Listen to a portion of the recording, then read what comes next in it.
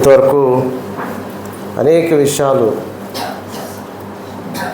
జరగబోయే సంఘటనల గురించి మనము చాలా సవివరంగా చూస్తూ ఉన్నాము. ఇవన్నీ చూస్తూ ఉన్నప్పుడు మనం కూడా ప్రభు రాకడ కొరకు సిద్ధపడవలసిన సమయం ఆసన్నమైందని మనం గ్రహించాలి ప్రియులారా. ఇందాక సహోదరులు చెప్పినట్టుగా మనం చివరి దినాల్లో ఉన్నాము. రాకడ సమీపంగా ఉంది. రాకడ ఎప్పుడు వస్తుందో తెలీదు, ఏ క్షణాన్ని వస్తుందో తెలీదు. ఆయన రాకడ వచ్చిన తర్వాత అక్కడితో సమయం ముగిసిపోయింది. ఈ మాటలు ఉండవు, వాక్యం ఉండదు, అవకాశం ఉండదు. కాబట్టి మనం ఇవన్నీ గ్రహించిన వారంగా, దేవుని బిడ్డలంగా మనం ప్రత్యేకమైన జీవితాలు దేవునికి మహిమకరంగా జీవించాల్సిన బాధ్యత మన మీద ఉన్నదని గ్రహించి మనము మన జీవితాన్ని సరిదిద్దుకోవాలని ప్రభు మన జ్ఞాపకం చేస్తూ ఉన్నాడు. ఈ రెండు టాపిక్స్ కూడా ప్రకటన గ్రంథం మనం చూస్తూ ఉన్నాము, అలాగే శిష్యత్వం గురించి చూస్తూ ఉన్నాము. ప్రకటన గ్రంథాన్ని పరిశీలిస్తూ ఉన్నప్పుడు అది మనకి జ్ఞాపకం చేయాలి. ఏంటి అని అంటే, నేను ఆ రాబోయే దినాల్లో ప్రభుతో పాటు నేను యుగయుగాలు నివసించాలంటే ఈ భూమి మీద నేను దేవునికి శిష్యునిగా ఉండాలి అనే విషయాన్ని మనం గ్రహించగలగాలి. ఈ రెండు టాపిక్స్ అనుకోకుండానే మనందరికీ ఇవ్వబడతా ఉన్నాయి. ఇవన్నీ కూడా ది షుడ్ ప్రిపేర్ అస్. ఇవి మనల్ని ప్రిపేర్ చేయాలి. భూమి మీద ప్రభువుకు మహిమకరంగా నిజమైన శిష్యులుగా మనం జీవించడానికి, తద్వారా దేవుని నామం మహింపరచబడలాగున. అంత మాత్రమే కాదు, ఆ శ్రమల కాలంలో ప్రభు సింహాసనం ఎదుట మనందరూ నిలబడినప్పుడు మన క్రియలను బట్టి ప్రభు తీర్పు తీర్చబోతా ఉన్నాడు. ఆ సమయంలో ప్రభు సముఖంలో, in the presence of God, దేవుని సముఖంలో మనం నిలబడినప్పుడు ఎలా నిలబడతాము అనేది, నువ్వు ఈ భూమి మీద ప్రభు యొక్క శిష్యుడిగా ఎలా జీవించావు అనే దాని మీద ఆధారపడి ఉన్నది. బలానమ్మకమైన మంచి దాసుడు అని పిలువబడాలంటే క్రీస్తు యొక్క శిష్యుడిగా ఈ భూమి మీద నువ్వు నేను బ్రతకాలి. బలానమ్మకమైన మంచి దాసుడు అని పిలువబడ్డము ఎంత గొప్ప భాగ్యమో ఈ భూమి మీద నేను ఎంత వివరించినా దాన్ని ఎక్స్ప్లెయిన్ చేయలేను. కానీ ఆనాడు నువ్వు ఎక్స్పీరియన్స్ చేసినప్పుడే అది ఎంత ఘనమైనదో నువ్వు చూడగలవు ప్రియులారా. కనుక శిష్యత్వము అనేది మన క్రైస్తవ జీవితానికి చాలా ప్రధానమైనది. నువ్వు శిష్యుడు అయినప్పుడు నువ్వు క్రైస్తవుడిగా పిలువబడతావు అనే సత్యాన్ని మనం గ్రహించాలి. మనందరం ఎవరన్నా అడగండి, నువ్వు క్రైస్తవుడు అంటే క్రైస్తవుడిగా లిస్టులో మనం చేతులు ఎత్తేస్తాం. ఎందుకంటే చర్చికి వెళ్తున్నాం కాబట్టి, లేకపోతే నా సర్టిఫికెట్లో క్రైస్తవుడు అని ఉంది, సమాజం నన్ను క్రైస్తవుడిగా గుర్తించింది. వీటన్నిటిని బట్టి మనము క్రైస్తవుడు అని అనుకుంటున్నాం. కానీ వాక్య వెలుగులో చూసినప్పుడు who is called a Christian, ఎవరు క్రైస్తవుడని ఎవరు పిలువబడతారు అని అంటే శిష్యుడు మాత్రమే పిలువబడతాడు. ఆ శిష్యుని గూర్చి, శిష్యుని యొక్క లక్షణాలు, శిష్యుడు అనేవాడు ఈ భూమి మీద ఎలా బ్రతకాలి అనే విషయాలు మనం చూడబోతా ఉన్నాం. అయితే మనం మొదటి సెషన్లో ఫాస్ట్గా నేను రీకప్ చేస్తాను. మనం ఏంటేంటి మనం చూసాం అనేది. గురువు అంటే ఎవరో చూసాం. గురువు అంటే ఎవరు? మధ్యాహ్నం ఎవరో రాలేదు, ఒకసారి చేతులు ఎత్తండి. రాని వాళ్ళు. గురువు అంటే ఎవరు?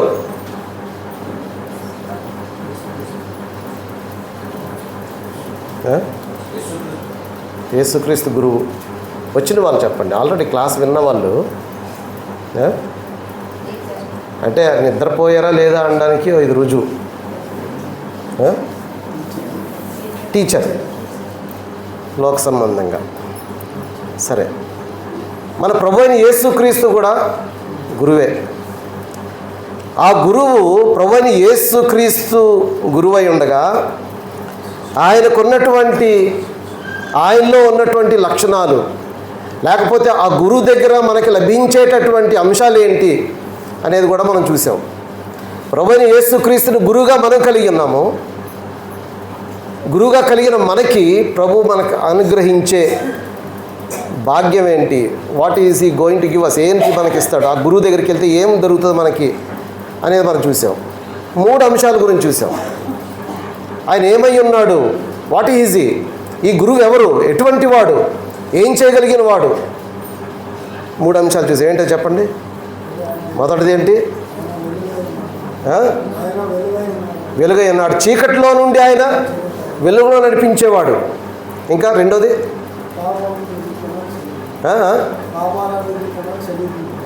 అలాగే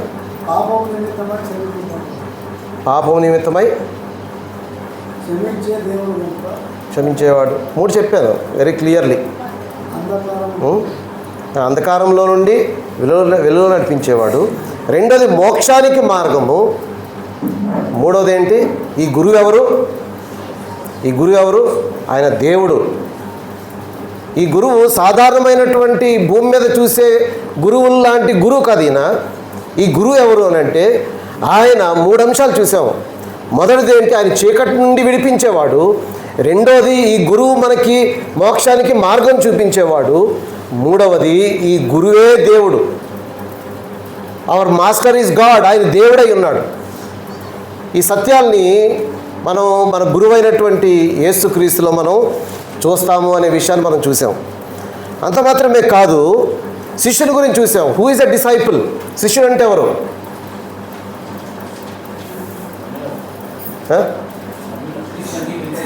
క్రీస్తుని అంగీకరించిన వాడా?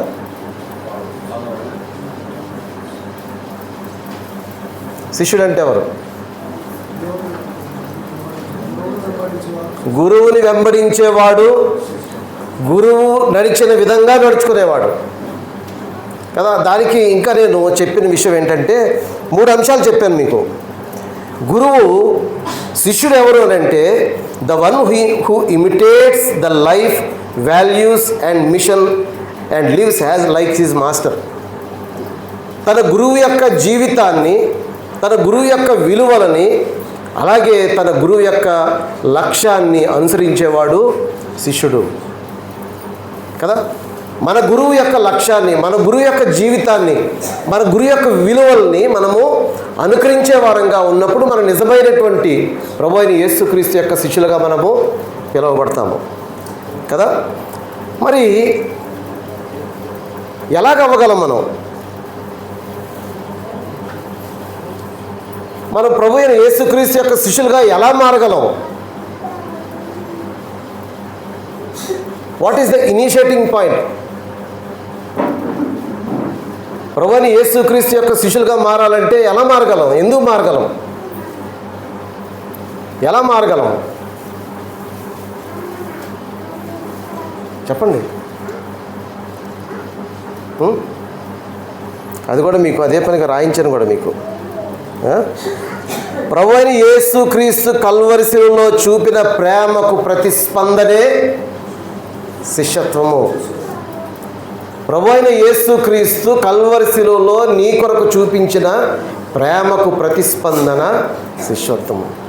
నేను ప్రభువుకి శిష్యుడిగా ఎందుకు అవ్వాలి అని అంటే ఆయన only one and only reason, ఒకే ఒక కారణం ఏంటి అని అంటే కల్వరి శిలువలో ఆయన నా పట్ల చూపిన ప్రేమకు ప్రతిస్పందనగా నేను ఆయనకి శిష్యుని అవుతాను కదా. ఈ అంశాలు మనము పరిశీలన చేసుకున్నాం. అయితే ఎవరు శిష్యులు కాగలరు, శిష్యులకు ఉండాల్సినటువంటి లక్షణాలు ఏంటి అనే విషయాన్ని ఈ సమయంలో మనం పరిశీలన చేసుకుందాం.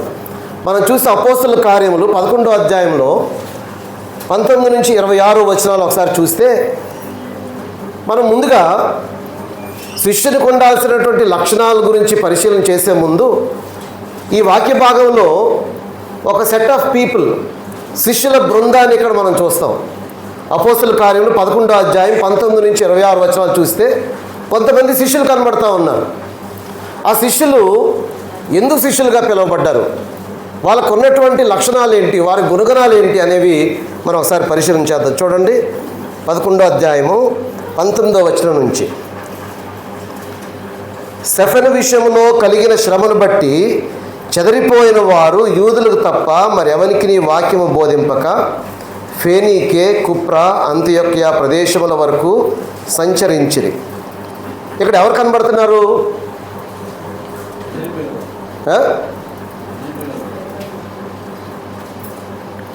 ఎవరు కనబడుతున్నారు ఇక్కడ? కొంతమంది కనబడుతున్నారు, కొంతమంది మనుషులు కనబడుతూ ఉన్నారు.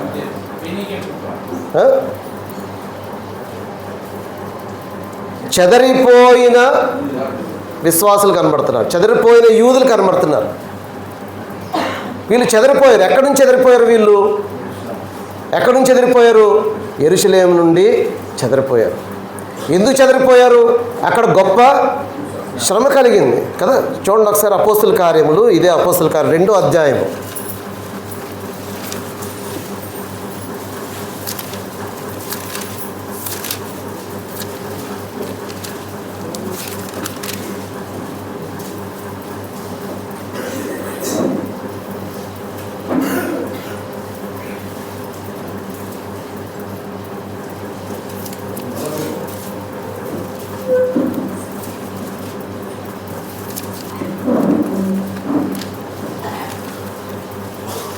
క్షమించండి, 8వ అధ్యాయము.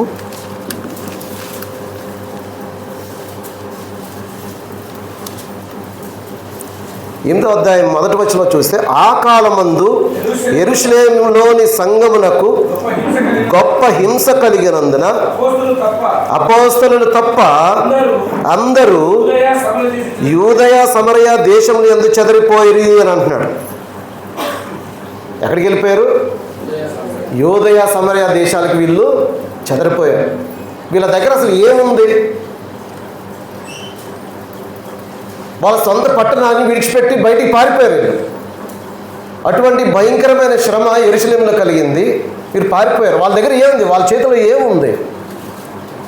ఒకసారి అపోస్తుల కార్యం 2వ అధ్యాయంలోకి వెళ్ళి చూస్తే వాళ్ళు ఏం చేశారంటే, వాళ్ళు అపోస్తులను బోధించినప్పుడు వాళ్ళ దగ్గర ఉన్నటువంటి చరస్థిరాస్తులను వారు అమ్మివేశారు. అమ్మివేసి వాళ్ళ ఆ సొమ్ముని తీసుకొని వచ్చి ఎక్కడ పెట్టారు? అపోస్తుల పాదాల దగ్గర పెట్టారు. వాళ్ళ దగ్గర ఉన్న ఆస్తి ఏంటి? వాళ్ళ దగ్గర ఉన్న సొత్తు ఏంటి? వాళ్ళ దగ్గర ఏముంది? What do they have? అంటే వారు ఒట్టి చేతులతో ఉన్నారు. శ్రమ కలిగినప్పుడు వారు యెరూషలేము నుండి వారు చెదిరిపోయి యూదయ సమరయ పట్టణాలకు వారు చెల్లాచెదరైపోయిన తర్వాత వారు గుడ్డ కోసం వెతుక్కోవాల్సినటువంటి ఆ శిష్యులు, వారి భవిష్యత్తు గురించి ఆలోచించవలసినటువంటి శిష్యులు, మా పరిస్థితి ఏంటి, మా బ్రతికేంటి అని ఆలోచించవలసిన శిష్యులు, వాళ్ళు చేస్తున్న పని ఏంటి? వాళ్ళు ఏం చేస్తున్నారు? సువార్త ప్రకటిస్తున్నారు. సమస్తం కోల్పోయినటువంటి శిష్యులు ఈ ప్రాంతానికి వచ్చి ఏం చేస్తున్నారు? సువార్త ప్రకటిస్తున్నారు. చూడండి, అంత ప్రాక్టికల్గా ఇవన్నీ ఆలోచన చేస్తే ఈ రోజుల్లో మనకి ఇవి సాధ్యపడేవా అని ప్రశ్నించుకుంటే చాలా కష్టంగా మనకు అనిపిస్తుంది. ప్రభువుని తెలుసుకున్నటువంటి ఈ శిష్యులు ఎందుకు అంతగా త్యాగం చేసుకున్నారు? ఎందుకు అంత పట్టుదలలో వాళ్ళు కలిగింది అంటే, వాళ్ళు చూసింది ఏంటంటే, వాళ్ళ గురువుని వాళ్ళు they are following their master. వారి గురువుని వారు ఫాలో అవుతూ ఉన్నారు. చూడండి వీళ్ళు ఏం చేశారు చూడండి. స్టెఫెను విషయంలో కలిగిన శ్రమను బట్టి చెదిరిపోయిన వారు యూదులకు తప్ప మరెవరికి వాక్యం బోధింపక ఫేనీకే, కుప్రా, అంతియొక ప్రదేశముల వరకు సంచరించిరి. కుప్రీలు కొందరును కురేనీలు కొందరును వారిలో ఉండిరి. వీరు అంతియొకకు వచ్చి గ్రీసు దేశపు వారితో మాట్లాడుచు ప్రభువైన యేసును గూర్చిన సువార్త ప్రకటించారు. వీళ్ళు ఏం చేశారు? ప్రభువైన యేసు క్రీస్తును గూర్చి సువార్త ప్రకటించారు. శ్రమలు అనుభవిస్తున్నటువంటి వీరు, వారి ఆస్తి కోల్పోయినటువంటి వారు, ఇండ్లను కోల్పోయినటువంటి వారు, చెల్లాచెదరైపోయినటువంటి ఈ శిష్యులు ఈ ప్రాంతాలకు వచ్చి సువార్త ప్రకటిస్తున్నట్టు మనం చూడగలుగుతున్నాం ప్రియులారా కదా. ఇక్కడ వీళ్ళు గ్రీసు దేశం వారితో మాట్లాడుచు ప్రభువైన యేసు గూర్చిన సువార్త ప్రకటించారు. గ్రీసు దేశ ప్రజలు అంటే అన్యజనులతో వీరు మాట్లాడుతూ ఉన్నారు. అన్యజనుల దగ్గరికి వెళ్ళి సువార్త ప్రకటించారు. ఏమని సువార్త ప్రకటించాలి? ఇప్పుడు వీళ్ళు ఏమని ప్రకటించాలి? ఈ రోజుల్లో ప్రకటించబడుతున్న సువార్త ప్రకటించడానికి వాళ్ళకి అవకాశం లేదు. ఈ రోజుల్లో ప్రకటించబడుతున్న సువార్త అనబడుతున్న సువార్త ఏంటంటే యేసుప్రభు నమ్ముకుంటే మనకి ఆశీర్వాదాలు వస్తాయి, యేసుప్రభు నమ్ముకుంటే మనకు ఆస్తి వస్తుంది, యేసుప్రభు నమ్ముకుంటే మనకు ఉద్యోగాలు వస్తాయి, పిల్లలు పుడతారు, రోగాలు పోతాయి. ఇది ఈరోజు సువార్తగా పిలువబడుతూ ఉంది. ఈ సువార్త వాళ్ళు ప్రకటించలేదు కదా, ప్రకటించడానికి వాళ్ళకి అవకాశం లేదు. ఇలాంటి మాటలు మాట్లాడడానికి కూడా వాళ్ళకి అవకాశం లేదు. వీళ్ళు ఎక్కడికి వెళ్ళారు? ఒక అన్య ప్రదేశానికి వెళ్ళారు, అన్యులు ఉన్నటువంటి ప్రదేశానికి వెళ్ళారు. అక్కడికి వెళ్ళి ప్రభువుని యేసుక్రీస్తు గురించి మాట్లాడుతున్నారు. ఎవరయ్యా మీరు? ఎక్కడి నుంచి వచ్చారు? యెరూషలేము నుంచి వచ్చాం. ఎందుకు వచ్చారు మీరు ఇక్కడికి? మమ్మల్ని అక్కడి నుంచి తరివేశారు, మేము అక్కడ తన్నులు తిన్నాం, మా ఆస్తి పోయింది, అంతస్తులు పోయాయి, మేము ఇక్కడికి వచ్చాం. యేసుప్రభు నమ్ముకొని మీకు ఆస్తి వస్తుందని చెప్తే ఏమంటారు వాళ్ళు? నువ్వు ముందే నీ ఆస్తి సంపాదించుకోరా, మీ దేవుణ్ణి అడిగి ఆస్తి సంపాదించుకోమని చెప్తారు. వీళ్ళు చెప్పిన సువార్త ఏమాత్రం కూడా లోక సంబంధమైనటువంటి విషయాలు వీరు మాట్లాడలేదు. వారు ఏ కారణం చేత ప్రభువుని యేసుక్రీస్తుని అంగీకరించారో ఆ కారణాన్నే వారు అక్కడ మాట్లాడారు. నువ్వు నేను యేసు ప్రభుని ఏ కారణం చేత నువ్వు అంగీకరించావు ప్రభుని నీ దేవుడుగా? ఈరోజు నువ్వు పరిశీలన చేసుకోవాలి. నువ్వు నేను what is the reason you are calling yourself a Christian? ఎందుకోసం నువ్వు క్రైస్తవుడిగా పిలువబడుతున్నావు? ఎందుకొరకు నువ్వు యేసు ప్రభువుని అంగీకరించావు? ఈ లోక సంబంధమైన విషయాల కొరకు నువ్వు అంగీకరించుంటే వాక్యం చెప్తుంది you are not a Christian. ఇక్కడ వీళ్ళు సువార్త ప్రకటించారు, లోక సంబంధమైన విషయాలు మాట్లాడలేదు. అయితే వీరికి చూడండి,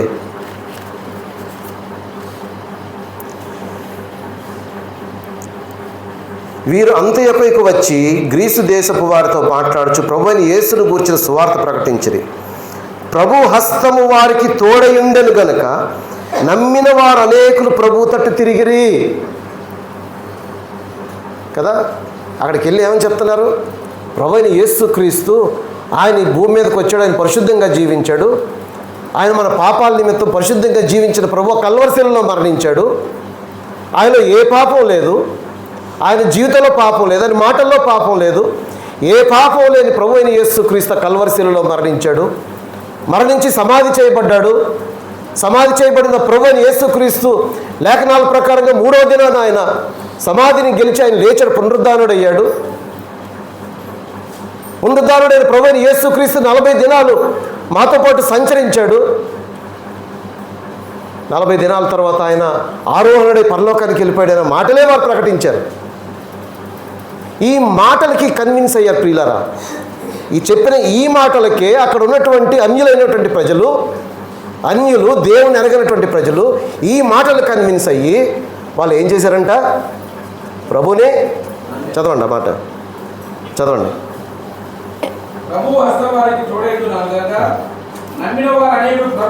నమ్మిన వారు అనేకులు ప్రభు తట్టు తిరిగిరి.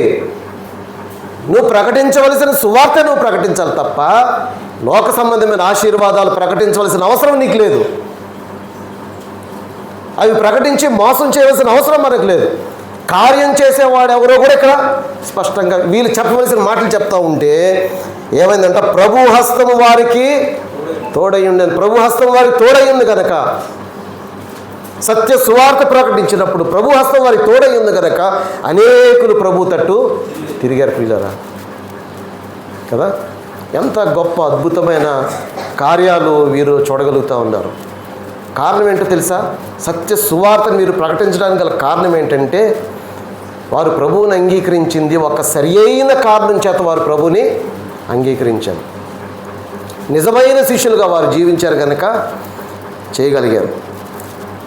చూడండి, వారిని గూర్చిన సమాచారం 22వ వచనం చూడండి. వారిని గూర్చిన సమాచారము యెరూషలేములోనున్న సంఘపు వారి విని బర్నబాను అంతియొకయకు పంపిరి. ఈ సమాచారం అంతియొకయ అనే ప్రదేశంలో ప్రభువుని అంగీకరించారు కదా. ఆ ముందు మాటల్లో చూస్తే పేతురు అన్యజనుల దగ్గరికి వెళ్ళి సువార్త ప్రకటిస్తే అనేక మంది ప్రభువుని అంగీకరిస్తే యెరూషలేములో ఉన్న వారికి ఏం అర్థం కాలేదు. ఇదేంటిది?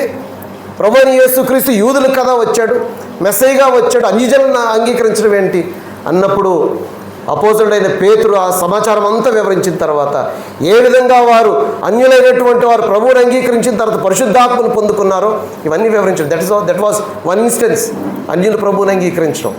తర్వాత ఇక్కడ అంత్యొకయలో ప్రభువుని అంగీకరించడం మనం చూస్తూ ఉన్నాం కదా. ఎప్పుడైతే ఈ సమాచారం వెళ్ళిందో యెరూషలేములో ఉన్నటువంటి అపోస్తులు అక్కడే ఉన్నారు. విశ్వాసులు ఇక్కడ సువార్త ప్రకటించింది ఎవరు? అపోస్తులు ఎవరైనా సువార్త ప్రకటించారు? ఇక్కడ అంత్యొకయకి వచ్చి ఎవరు ప్రకటించారు? చూడండి, ఆ వాక్య భాగంలో చూడండి. ఎవరైనా పేతురు కానీ, యాకోబు కానీ, యోహాను కానీ ఎవరైనా ఉన్నారా అక్కడ? ఎవరైనా ఉన్నారా అక్కడ? అపోస్తులు ఎవరు లేరు. నాలాంటి విశ్వాసులే వాళ్ళందరూ.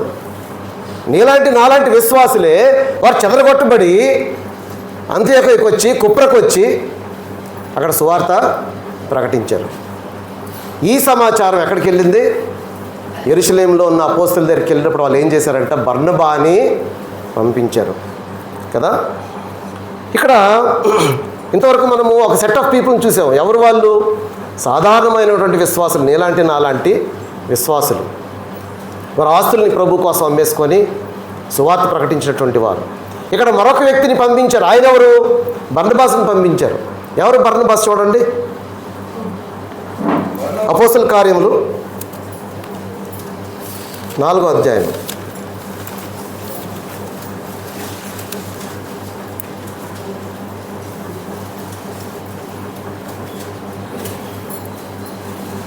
ముప్పై 6వ వచనంలో పుట్టిన లేవీయుడకు యోసేపు అని ఒకడుండెను. అతనికి అపోస్తలులు హెచ్చరిక పుత్రుడని అతనికి బర్నబా అని పేరు పెట్టి ఇతడు భూమి గలవాడై ఉండి దానిని అమ్మి దాని విల తెచ్చి అపోస్తలుల పాదముల పెట్టెను. కుప్రలో పుట్టిన లేవీయుడకు యోసేపు అని ఒకడు ఉండేది కదా. ఇతనికి అపోస్తలుల హెచ్చరిక పుత్రుడు అని అర్థం ఇచ్చి బర్నబా అని పేరు పెట్టి ఉండేది. ఇతడు భూమి గలవాడై ఉండి దానిని అమ్మి దాని వెల తెచ్చి అపోస్తలుల పాదముల యొద్ద పెట్టెను. ప్రభువుని అంగీకరించాడు. ఆయన చేసినటువంటి పని ఏంటి? ఈ బర్నబాస్ ఏం చేశాడు? తన దగ్గర ఉన్నటువంటి ఆస్తిని అమ్మేసి అపోస్తలుల పాదాల దగ్గర తెచ్చిపెట్టేశాడు. మంచి సాక్ష్యం కలిగినటువంటి వాడు. ఇక్కడ దీంట్లో హెచ్చరిక పుత్రుడు అని ఇక్కడ రాయబడ్డది. ఇంగ్లీష్లో సన్ ఆఫ్ ఎంకరేజ్మెంట్ అని ఉంది. Son of encouragement. మరి డిఫరెన్స్ ఎందుకు ఉందో నాకు తెలియదు కానీ సన్ ఆఫ్ ఎంకరేజ్మెంట్ అంటే ప్రోత్సహించేవాడు కదా. యాప్ట్ పేరు పెట్టారు ఆయనకి. ఆయన ప్రభువుని అంగీకరించాడు. అంత మాత్రమే కాదు కానీ అనేకులను ఆయన ప్రోత్సహించిన వాడు. ఆయన పంపించారు ఎక్కడికి? అంత్యొకయకి పంపించారు. అక్కడ కొంతమంది ప్రభువుని అంగీకరించారు, విశ్వాసులు అయ్యారు, శిష్యులుగా మార్చబడ్డారు. వాళ్ళు ట్రైనప్ చేయడానికి, వారిని ప్రోత్సహించడానికి, వారిని పురికొల్పడానికి, విశ్వాసంలో బలపరచడానికి బర్నబాస్ని పంపించారు కదా.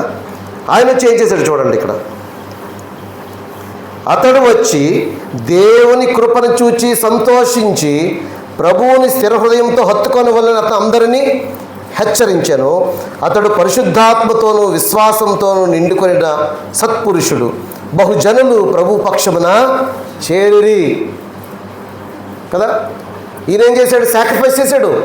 తన ఆస్తిని అమ్మేసి ఇక్కడికి మంచి సాక్ష్యం పొందినటువంటి బర్నబాస్ని పంపించినప్పుడు ఈయన ఇక్కడికి వచ్చి సంతోషపడి ఇక్కడ ఈ సంఘాన్ని, ఇక్కడ ఉన్నటువంటి విశ్వాసుల్ని ప్రోత్సహించినట్లు మనం చూడగలుగుతూ ఉన్నాం. అనేక మంది బహుజనులు ప్రభు పక్షమున చేరినట్లు మనం చూడగలుగుతూ ఉన్నాం. అంత మాత్రమే కాదు, 25వ వచనంలోకి వచ్చేసరికి ఇక్కడ మరొక వ్యక్తి కనబడుతున్నాడు చూడండి. అంతటా అతడు సౌలును వెదుకుటకు తార్సునకు వెళ్ళి అతనిని కనుగొని అంత్యొకయకి తోడుకొని వచ్చెను. ఎవరిని తీసుకొని వచ్చాడు? బర్నబాస్ వెళ్ళాడు. బర్నబాస్ వెళ్ళి అక్కడ వాళ్ళందరినీ ప్రోత్సాహపరిచాడు, దేవుని వాక్యం చెప్పాడు, సువార్త ప్రకటించాడు, మరి కొంతమందిని చేర్చాడు, బహుజనులు చేరి అంటున్నాడు. అంత మాత్రమే కాదు, ఏం చేశాడు? వెళ్ళి సౌలుని తీసుకొని వచ్చాడు. ఎక్కడికి? అంత్యొకయకి కదా. ఇక్కడ ఎవరున్నారు? అంత్యొకయలో ఇక్కడికి వచ్చేసరికి ఎవరున్నారు? కొంతమంది కొత్తగా ప్రభువుని అంగీకరించిన వారు ఉన్నారు. అంత మాత్రమే కాదు, మరి కొంతమంది ఉన్నారు. ఎవరున్నారు? యెరూషలేము పట్టణంలో శ్రమల వలన, స్టెఫెను వలన కలిగినటువంటి శ్రమల వలన చెల్లాచెదరైపోయినటువంటి యూదులు ఇక్కడ ఉన్నారు. వాళ్ళు ప్రత్యక్షంగా ఎవరిని చూశారు అని అంటే సౌలుని చూశారు. ఏ సౌలుని చూశారు వాళ్ళు? ఏ సౌలుని వారు చూశారు? చూడండి ఒకసారి, అపోస్తుల కార్యములు 8వ అధ్యాయం.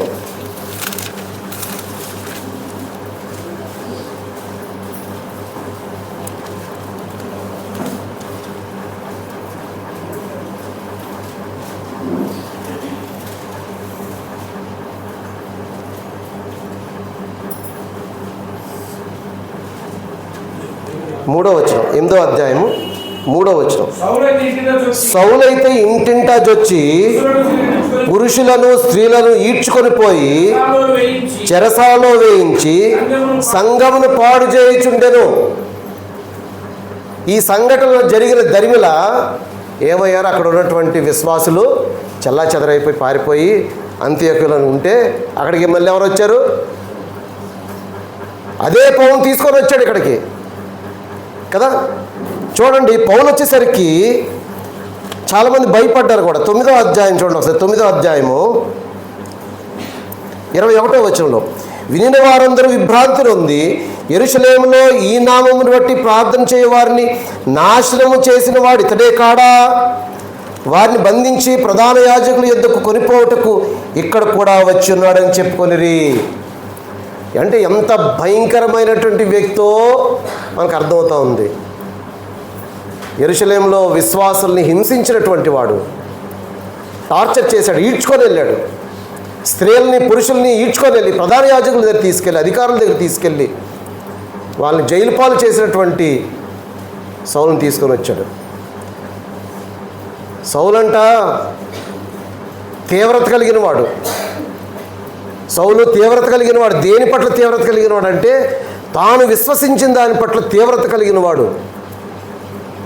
ఆ విశ్వాసం కొరకు, తన ఫెయిత్ కొరకు ఎంతటి దూరమైనా వెళ్తాడు. ధర్మశాస్త్రాన్ని అంగీకరించినవాడు, ధర్మశాస్త్ర ప్రకారంగా తన భక్తిని కొనసాగిస్తున్నవాడు. ఎవరి ప్రభు అని? యేసుక్రీస్తు. ఎవరు యేసుక్రీస్తు? యేసు ప్రభు మీద తిరుగుబాటు చేసినవాడు, యేసు ప్రభువుని నమ్మిన వారి మీద తిరుగుబాటు చేసినవాడు కదా. సౌలు కొదమసింహం లాంటి పౌరుషం కలిగిన వాడు సౌలు.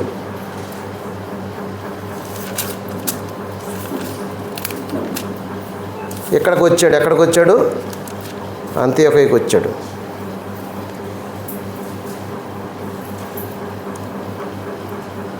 కొదమసింహంలాగా ఉన్నటువంటి సౌలు ఇక్కడికి ఎలాగొచ్చాడు? కోరలు పీకివేయబడినటువంటి సింహంలాగా వచ్చాడు. కోరలు పీకివేయబడ్డాయి. ప్రభువుని అంగీకరించాడు, కోరలు పీకివేయబడ్డాయి. ఇక్కడికి వచ్చి ఏం చేశాడు? వారు కలిసి 1 సంవత్సరమంతయు సంఘములో ఉండి బహుజనములకు వాక్యము బోధించిరి. బర్నబాస్ అండ్ పౌలు వీళ్ళిద్దరు కలిసి వాక్యాన్ని బోధించారు. ఏ వాక్యానికైతే వ్యతిరేకంగా ఉన్నాడో అటువంటి సౌలు ఇక్కడికి వచ్చి అదే వాక్యాన్ని ఇక్కడ ప్రకటిస్తూ ఉన్నాడు. ఇంతటి డ్రాస్టిక్ చేంజ్, ఇంత ట్రాన్స్ఫర్మేషన్, ఇంతటి మార్పు ఎలాంటి నాలాంటి భక్తి కాదైంది కదా. మనకి గట్టి గాలి వేస్తే ఎగిరిపోయేవాళ్ళం మన భక్తి అంతా కూడా. గట్టిగా ఒక శ్రమ వస్తే ఎగిరిపోతాం. గట్టి శ్రమ వస్తే దేవుడు ఎక్కడున్నాడు అని ప్రశ్నించేటటువంటి భక్తి మనది. మనల్ని మించినటువంటి ఎన్నో రెట్లు భక్తి కలిగినటువంటి సౌలు ట్రాన్స్ఫార్మ్ అయిపోయాడు, మార్పు చెందాడు. ఏం చూసాడు? What did he see in Jesus Christ? ఏం చూశాడు ప్రభువులో? ఆయన జీవితము, ఆ కల్వరి సిలువని సౌలు చూశాడు. ఆ కల్వరి సిలువలో తన కొరకు ప్రభు చేసిన కార్యాన్ని సౌలు చూశాడు కాబట్టి ఇంత మార్పు జరిగింది. మనం కూడా చాలాసార్లు మనం చేసే మిస్టేక్ ఏంటంటే కల్వరి సిలువను మనం చూడట్లేదు, మనం అర్థం చేసుకోవట్లేదు. కల్వరి సిలువలో ప్రభు చనిపోయాడు, అదొక కరుణామయుడి సినిమాలాగా మనం చూస్తున్నాం తప్ప మనకు వ్యక్తిగతంగా పర్సనల్గా నా జీవితానికి ప్రభు ఎంత మేలు చేశాడు అనేది మనం అర్థం చేసుకోలేకపోతున్నాం ప్రియులారా. సౌలు అంతటి ట్రాన్స్ఫర్మేషన్, అంత భయంకరమైన వ్యక్తి, ఏ వాక్యానికైతే వ్యతిరేకంగా పనిచేశాడు అదే వ్యక్తి తిరిగి ఆ వాక్యం కొరకు నిలవబడినటువంటి వ్యక్తిగా మార్పు చెంది ఇక్కడ అంత్యోక్యకి రావడం మనం చూస్తూ ఉన్నాం. వీళ్ళిద్దరు కలిసి అక్కడ వారికి బోధింపసాగిరి. బోధించి బోధించి బోధించి ఏం చేశారు? వాళ్ళని శిష్యులుగా మార్చారు. అక్కడ అంత్యోక్యలో ఉన్నటువంటి అన్యజనులు అనేటటువంటి ప్రజల్ని వాళ్ళు ఏం చేశారు? శిష్యులుగా మార్చారు కదా. జనములకు వాక్యమును బోధించిరి. మొట్టమొదట అంత్యోక్యలో శిష్యులు క్రైస్తవులు అనబడిరి. ఎవరు అనబడ్డారు క్రైస్తవులని? శిష్యులు క్రైస్తవులు అనబడ్డారు. శిష్యులు క్రైస్తవులు అనబడ్డారు. క్రైస్తవులు శిష్యులు అనబడలేదు. శిష్యులు క్రైస్తవులు అనబడ్డారు. ఇప్పుడు మనల్ని క్వశ్చన్ చేసుకోవాలి. మనం శిష్యులు అని మనం పిలవబడగలమా అనేది మనం ప్రశ్నించుకోవాలి. ఇక్కడ ఎంతమంది శిష్యులు ఉన్నారో నేను అడుగుతాను. దీనికి జవాబు మీరు లాస్ట్లో చెప్పండి నాకు. ఇప్పుడు అడిగాను అనుకోండి, చెయ్యెత్తమంటే అందరం అందరం ఎత్తేస్తాం. కానీ ఈ సెషన్స్ అన్నీ అయిపోయిన తర్వాత అప్పుడు మళ్ళీ అడుగుతాను ఎంతమంది చెయ్యెత్తారని. శిష్యులుగా ఉండడం అంటే ఏంటి అనేది మనం పరిశీలన చేస్తే ఒక రకంగా మనం నిజంగా ఐఎమ్ ఐ రియలీ క్రిస్టియన్ అనే క్వశ్చన్ వచ్చినా ఆశ్చర్యపోకర్లేదు. సరే, శిష్యుని యొక్క లక్షణాలు ఏంటనేది మనం ఒకసారి చూద్దాం ప్రియులారా.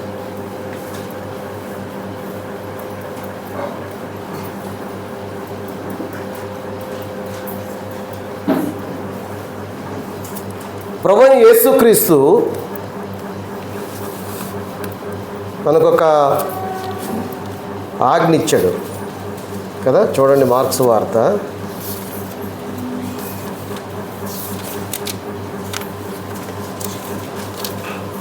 12వ అధ్యాయము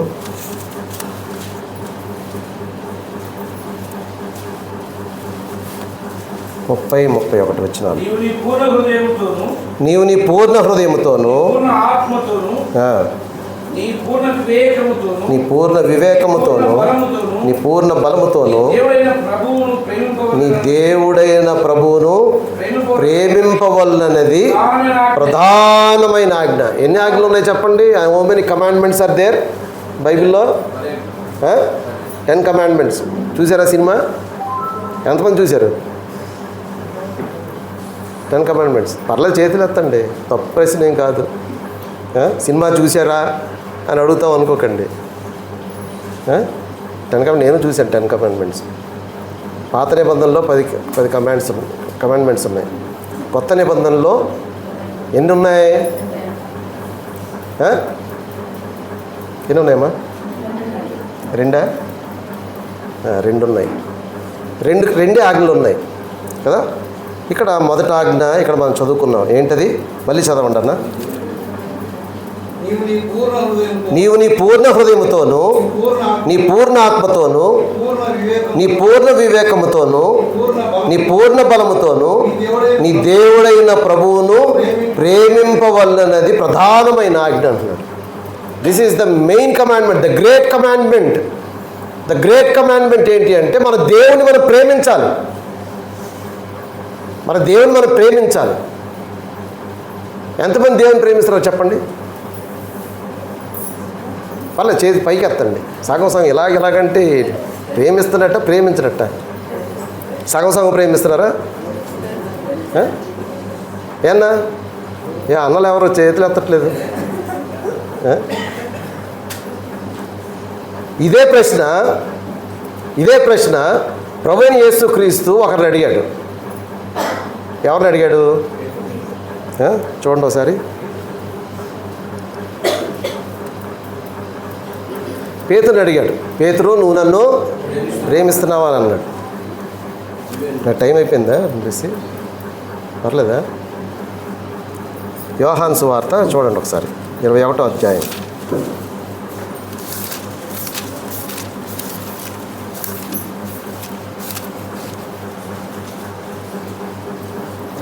21వ అధ్యాయం 15-17 ఇక్కడ ఆల్రెడీ ఉంది కదా కొంచెం ఫాస్ట్. వారు భోజనం చేసిన తర్వాత యేసు సీమోను పేతురును చూచి, యోహాను కుమారుడైన సీమోను, వీరికంటే నీవు నేను ఎక్కువగా ప్రేమించున్నావా అని అడగగా, అతడు అవును ప్రభువా, నేను నిన్ను ప్రేమించున్నాను అని నీవే ఎరుగుదువని ఆయనతో చెప్పాను.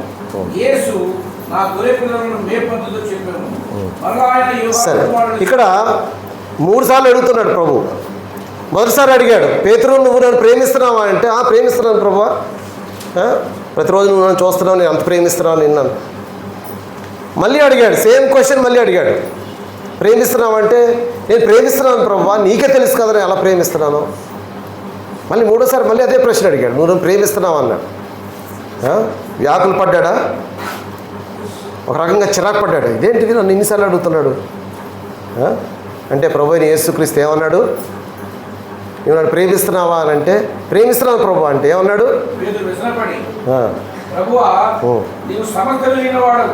సమస్తం నీకు అన్నీ తెలుసు కదా, నీకే తెలుసు కదా, మళ్ళీ నేను ఎందుకు అడుగుతున్నావు. యేసు నా గొర్రెలను మేపన్నాడు. నువ్వు నన్ను ప్రేమిస్తే నువ్వు ప్రతిరోజు ఉపవాసం ప్రార్థన చేయమనలేదు. నువ్వు నన్ను ప్రేమిస్తే దశభాగం తెచ్చిమ్మని చెప్పలేదు. నన్ను ప్రేమిస్తే ఇంకేదో చేయమని చెప్పలేదు. ఎటువైపు చూపిస్తున్నాడు, చెయ్యి ఎటువైపు చూపించాడు, ఎటువైపు చూపించాడు, గొర్రెల వైపు చూపించాడు. నా మందను మేపుమని అంటే ఏంటి, మంద అంటే ఏంటి, సంఘము, నువ్వు నేనే. Hour love for God is directed towards the church. నువ్వు ప్రభువును ప్రేమిస్తున్నావు అనడానికి నిదర్శనం, రుజువేంటి, నీ మాటలతో మనం ఎన్నని చెప్పచ్చు. దేవుని కనబడిన దేవుని ప్రేమిస్తున్నామని ఎన్ని మాటలు మనం చెప్పచ్చు. వాట్ ఈస్ ద ప్రూఫ్ అంటే, నువ్వు సంఘాన్ని నువ్వు ప్రేమించిన వాడు అయితే నువ్వు ప్రభుని ప్రేమించిన వాడు. సంఘాన్ని నువ్వు ప్రేమించకుండా నువ్వు ప్రభుని ప్రేమిస్తున్నానంటే నువ్వు అబద్ధికుడివి. ఇక్కడ ప్రారంభమవుతుంది ప్రియులారా శిష్యత్వము. Discipleship starts here. నా మందని మేపుమన్నాడు, మందని ఖాయము అని అంటున్నాడు. అంటే పాస్టర్ అవ్వమని కాదు, you have your responsibility in the church.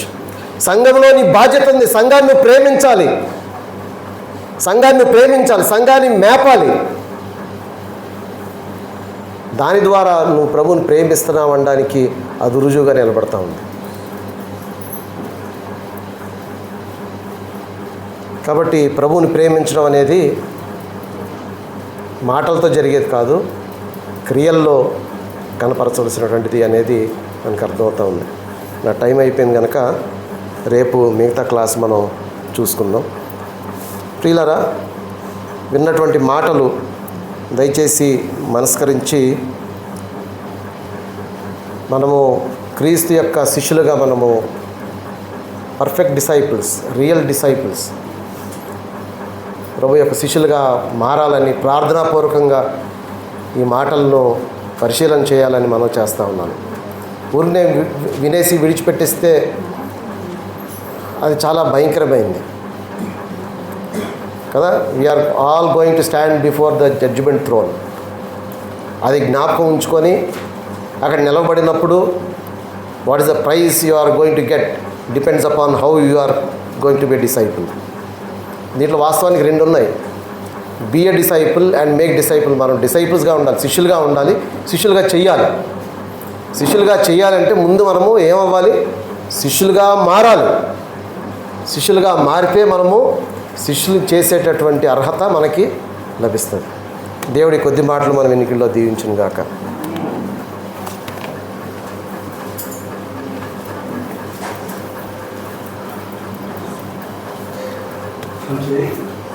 శిష్యత్వాన్ని గురించి కూడా చాలా చక్కటి మాట